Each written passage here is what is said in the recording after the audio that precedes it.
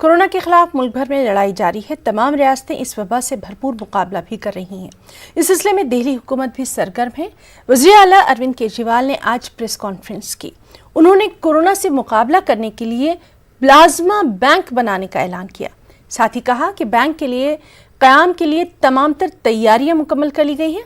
वज़ीर आला केजरीवाल ने कोरोना को मात देने वालों से अपील की कि वो भी सामने आए और प्लाज्मा अतिया करें। महीने में हम लोगों ने कई कदम उठाए, जिसकी वजह से आज दिल्ली में बेड्स की कमी नहीं है।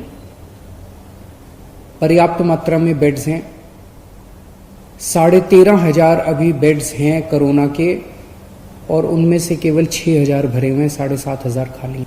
हम लोग प्लाज्मा थेरेपी का ट्रायल कर रहे हैं। हमने प्लाज्मा थेरेपी का ट्रायल किया, 29 मरीजों के ऊपर किया। जो नतीजे आए वो काफी उत्साहवर्धक थे।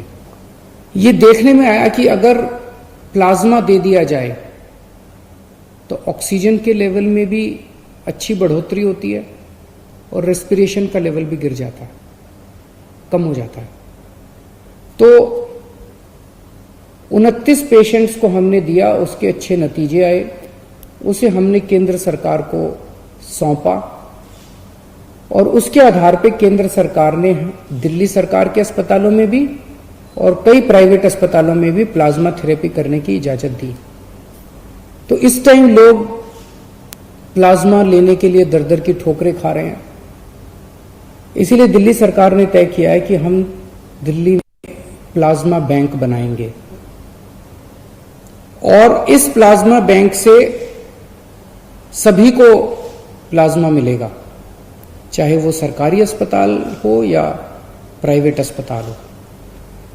कोई सीधे ILBS जो हमारा अस्पताल है दिल्ली सरकार का, वहां पे प्लाज्मा बैंक बनाया जाएगा